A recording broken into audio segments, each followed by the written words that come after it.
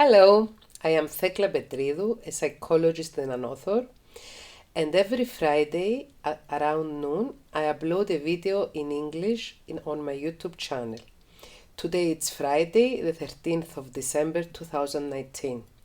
For today's video, I have a letter in English, an email, by a student who studies in the UK, and she comes from Cyprus, and she complains about her relationship with her mother, and she's asking for advice as well. Hi, Mrs. Thekla. Hello. I'm a Cypriot student studying currently in the UK. I watch your vlogs on a daily basis, and I'm excited that you started uploading videos in English as well, that I can share with my friends that are not Greek. My issue is my mother. I am an only daughter. My father died when I was very young from a sudden heart attack. I remember him vaguely. I was 3 years old when he passed away. Ever since, it's been my mother and I only. She decided, as she often says, to dedicate her life to me. She's so possessive towards me, you cannot imagine. I was 15 years old when I managed to make her understand that I wanted, it was my human right to sleep in my own bed, in my own bedroom. She insisted on sleeping together. Wow. So since your father died, from the age of 3 till the age of 15, you slept every night in the same bed as your mom. I think she has phobias since my father died suddenly in that bed. But was it normal to sleep with me? I think that the question is rhetorical. You realized yourself at the age of 15, and even before that it was not such a good idea for the mother to sleep with her teenage daughter in the same bed. This sounds like a relationship with your mother which is emotional incestuous. We use this word, emotional incest, in psychology to describe a relationship of a parent with a child, in that the parent derives emotional support and emotional connection from the child that he or she was supposed to derive from herself or another adult. Your father died, your mother became a widow, and she decided, as you say, to dedicate herself to you. So by deciding not to move on with her life and not to find another partner or find her own life, she clinged herself on you. Oh, that's really possessive. Anyway, this I sorted out 5 years ago. Good for you.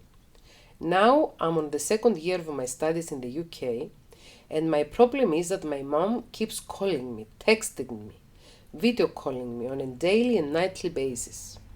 She cannot understand that I'm a student. I am 19 years old and I want to have a life, my own life. I do not like to be my mom's bestie. I want to have a bestie in my own age and with shared interests. I do not have any close friends right now, but I'm willing to invest time and effort to find my people, or my tribe, as you say. If my mom lets me. If she stops stalking me via phone and internet. If she lets me alone. If she lets me in peace. How can I achieve that without hurting her feelings? I love her very much and I know she did everything for my sake. But I can't take it any longer.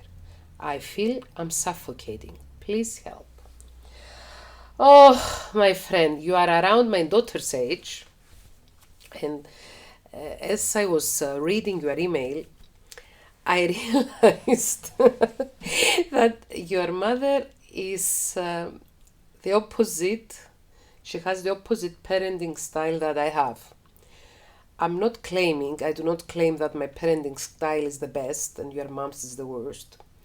But because my daughter is around your age, you are both millennials, you were both born in the year 2000, as I understand. My daughter, when she was younger, she kept complaining that I wasn't too attached with her, that I wasn't her best friend when she was going at the elementary school, when she was in pre-puberty years, not in puberty. She didn't want to be my best friend when she was in puberty. When she was at the age of 6, 7, 8, 9, 10 years old, she kept complaining that she wanted us to be friends, close friends, and that she didn't like the fact that I was working too much, that I went out often. Of course, my children were never left alone in the house while I was out. I always managed to have a babysitter, a responsible person to babysit for them when I was going out. But my daughter was arguing that I should spend more time with her. And I was explaining to her at that time that it's not normal, according to my opinion, for a mother to be the best friend of her daughters in any age. I think that maybe 10 years ago, my daughter might happily switch switch places with you. I was also an only parent, but the difference between me and your mom is that I was an only parent by choice, a single parent. I was a single parent by choice because I chose to take a divorce from my children's father when my daughter was 1.5 years old and my son was 4 years old. Whereas your mom is a single parent not by choice because she didn't choose for her husband to have a sudden heart attack and die. So from what I understand from your letter, your mother decided, maybe subconsciously, to devote herself to you or to replace the relationship she had with your father with the relationship she had with you. This, as I said before, in psychology is called emotional incest. I am pretty sure that your mom does not understand this, and she didn't do that on purpose. And I'm sure that she strongly believes that everything she does is for your sake. And she doesn't realize that everything she does is for her own sake, honestly.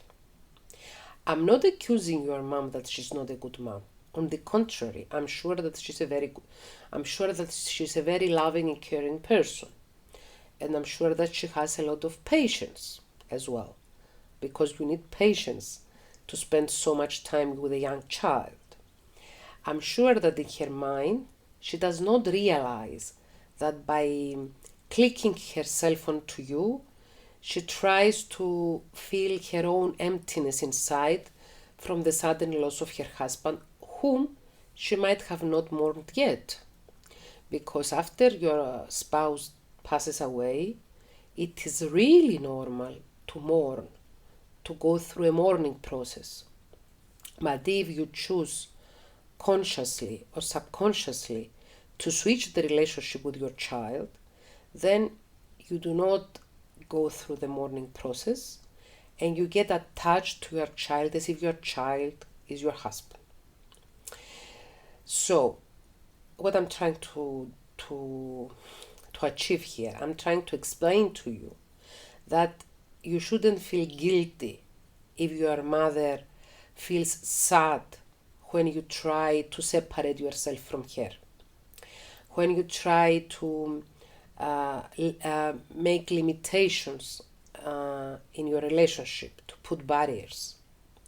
I'm not saying to stop your relationship with your mother altogether, because I'm sure that you love her and I'm sure that she loves you, and this will not be beneficial for any of you, neither for your mother nor for you. But what you should do is do what my daughter does now. My daughter, that she's in your age, and my son also, that he's 3 years older than you. What they do is that if they find me calling them on times that they are not able to talk, they do not answer. They text me back, can't talk right now, mom, bye. Or if they need to talk to me, they call me and they demand that I talk with them, or they demand that I send them money or do the things that a parent is supposed to do. But they don't care if I need to talk with them. Of course, this doesn't happen very often. I mean, most of the time I have so many things to do and I don't have any time for chit chat, even with my own kids. But even if I have time and I ask for them to make a video call with me, if they are out with friends, if they are on to something, if they're studying, if they don't feel like it, they just say, no, mom, another time. And I do not get affected emotionally because I understand that my children are teenagers, young adults, they have their own lives, they're students as well as you are in the UK, and they have their own program. They shouldn't be worried about me, how I am, what I do, if I'm okay, if I'm not okay, if I'm bored, if I'm depressed, if I'm anxious, or whatever. My children do not owe me anything. The same way you do not owe anything to your mother. Your mother decided to bring you to life with your father, and she's the one who decided to stay alone in her life and not have a partner. You did not ask that. You were only 3 years old. It was her decision. So my opinion is that you should try to explain to her that you want to limit your communications. Since she calls you and texts you several times a day, maybe for a beginning you can start to limit your communication in one time a day. Maybe at night time, or maybe in the morning, or maybe at noon. Tell her, mom, because I have things to do, I have homework to do, I have to write an essay, I have to take tests, I have to go out with my friend. I will only be able to talk with you 5 minutes a day, no more. Try to impose rules on communication with your mother. Try to make her understand by your actions that you can no longer be her emotional partner. It is very natural for her to feel hurt. It's very natural for her to feel that she goes through mourning. And of course she should go through mourning because she needs already to mourn for what she didn't mourn like 16 years ago. Okay? It's not your responsibility if she feels depressed, or if she feels like crying, or if she feels that she's lost after you limit your communication. And at that time, if she keeps bothering you, and if she keeps calling you, and if she keeps asking you for help, please refer her to a psychologist. Please let her know that it's a good idea to start therapy.